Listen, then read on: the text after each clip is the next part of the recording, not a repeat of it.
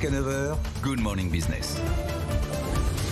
Quelle perspective pour le marché immobilier français? Est-ce qu'il peut redresser la tête avant la fin de l'année? On va poser la question à Guillaume Martineau, président d'Orpi, qui est en duplex avec nous, réseau d'agences immobilières. Bonjour. Merci d'avoir choisi BFM Business. On l'a appris cette semaine, le nombre de crédits immobiliers a encore reculé au premier semestre. 36% de baisse sur un an, c'est le plus bas niveau depuis 10 ans. J'imagine que c'est une mauvaise nouvelle pour votre activité, pas de crédit. Généralement, ça veut dire aussi pas d'achat. Oui, mais alors paradoxalement, pas de moins de crédits, mais par contre des crédits qui sortent plus vite. Vous voyez, j'ai des exemples très concrets de choses qui ont été vendues début juillet, où on a des offres acceptées très rapidement. Donc en fait, on est actuellement dans un moment particulier. Depuis la fin juin, la dissolution a bloqué un peu tout le processus immobilier. Les prix avaient baissé, doivent continuer de baisser d'ailleurs. On s'y emploie chez Orpi. Et puis, mais le marché est attentiste, parce que vous savez qu'il y a une situation politique qui est aussi très particulière. Donc, on ne sait pas quelle sera la politique du logement. Donc, en fait, on est dans un entre-deux. En plus, là, actuellement, tout le monde est focalisé sur les Jeux Olympiques, donc c'est pas la meilleure période. Mais on travaille quand même. Et la grande leçon, je pense, de ces dernières semaines, c'est que c'est très disparate. On a un marché chez Orpi où j'appelle des confrères qui me disent qu'ils ne travaillent pas et d'autres qui me disent qu'ils travaillent normalement. Donc, en fait, on attend de voir ce qui va se passer à la fin de l'été, mais j'ai pas tout à fait la même vision que les notaires aussi. Sur ça, j'ai entendu les commentaires des notaires. Donc je crois qu'en fait, surtout ce qu'il faut actuellement, c'est garder son calme, continuer à faire de la pédagogie auprès des vendeurs, de leur expliquer que s'ils ne nous écoutent pas, ils ne vendront pas. Et puis quand ils nous écoutent, ça débloque les ventes. On va parler des notaires dans un instant. D'abord, cette petite déception. Les taux de crédit ont quand même baissé de manière significative sur les 6 premiers mois de l'année. On est passé de 4,2 à 3,7% en moyenne sur un prêt à 20 ans. Pourquoi est-ce que ça ne relance pas le marché ?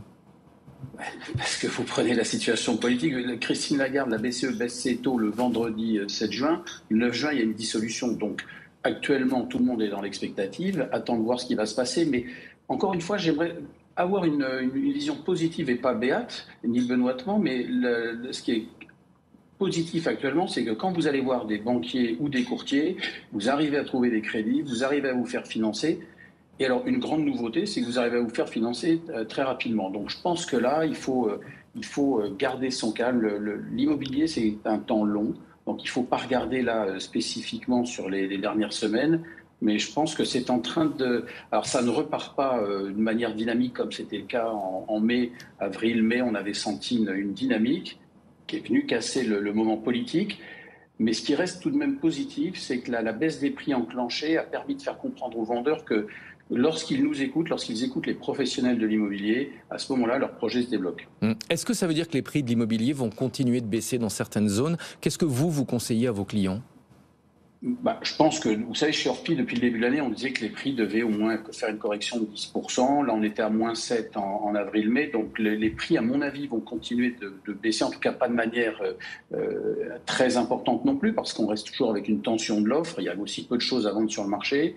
Mais en tout cas, je ne vois pas d'augmentation des prix. Et quand j'entends ces quelques jours des confrères ou des personnes qui laissent entendre que les prix repartent à la hausse, alors on ne doit pas travailler dans les mêmes agences, ou en tout cas, avec nos 1350 agences, ce n'est pas la vision qu'on en a.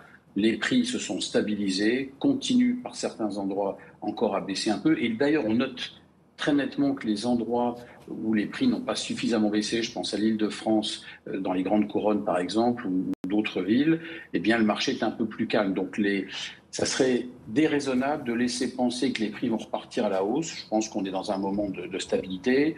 On va approcher vraisemblablement les 800 000 transactions cette année, ce qui reste finalement un marché tout à fait normal après ces années un peu d'exception.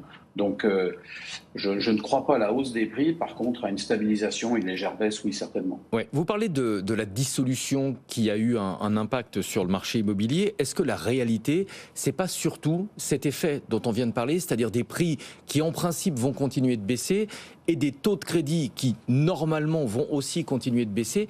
Tout cela pousse les acheteurs à attendre un petit peu. Ils vont se dire, si j'attends encore quelques mois, j'aurai un crédit plus intéressant et un prix d'achat qui sera plus bas. Oui, mais vous pouvez néanmoins actuellement, lorsque vous rentrez, vous poussez la porte d'une agence, pouvoir faire des offres. C'est-à-dire que, comme je vous le disais, nos vendeurs écoutent un peu plus facilement. Ensuite, on est très lié à tout ce qui se passe au niveau international. Vous avez vu hier qu'aux États-Unis, la Fed est attaquée parce qu'elle n'a pas baissé ses taux suffisamment. Donc en fait, on subit tout un tas de choses qui, à l'échelon local, est difficile à entendre pour un vendeur. Donc c'est à nous aussi de faire notre métier. Et quand vous avez des vendeurs qui viennent et qui, au bout de 15 jours, un mois, le bien n'est pas visité ou pas vendu, alors les offres sont plus facilement entendables. En tout cas, nous, ce qu'on doit faire en permanence, c'est rapprocher nos vendeurs, nos acquéreurs, c'est accompagner tous les Français dans leurs projets. Donc, j'insiste vraiment sur la pédagogie et aussi sur le fait que les vendeurs, mais ça je pense qu'ils l'ont compris parce qu'il y a eu un enchaînement depuis le début de l'année qui fait que les vendeurs ont bien vu que c'était plus la période euphorique. Et quant aux acheteurs, espérer un effondrement du marché, j'y crois pas trop non plus, qu'on ait un ralentissement certainement, mais pas un effondrement, il n'y a pas suffisamment de choses à vendre. 60% des notaires interrogés par la plateforme Imonote anticipent un recul du marché dans les prochains mois. Vous êtes un peu plus optimiste. Pour quelle raison ? En fait, ce qu'on constate depuis avril-mai, c'est que les acquéreurs reviennent dans nos agences. Avec les notaires, on a toujours un décalage. Quand nous, on annonçait une baisse de prix, eux nous disaient que les prix continuaient d'augmenter et que les ventes se faisaient. Donc je pense qu'il y a toujours ce décalage entre le moment où on signe notre compromis et on passe l'acte chez les notaires. Je pense que les notaires sont en train de vivre ce que nous, on a vécu depuis un an, voire 2 ans, c'est-à-dire qu'un ralentissement de notre activité. Donc là, il y a très certainement aussi chez les notaires un moment non pas de panique, mais de prise de conscience. Nous, ça fait maintenant 1 an et demi qu'on digère ça, donc on s'est habitué et on a revu nos façons de travailler. Donc c'est difficile de prévoir l'avenir et de vous dire ce qui va se passer. On est quand même très tenu par ce sont les décisions politiques du président de la République sur son choix de Premier ministre et l'orientation sur le logement.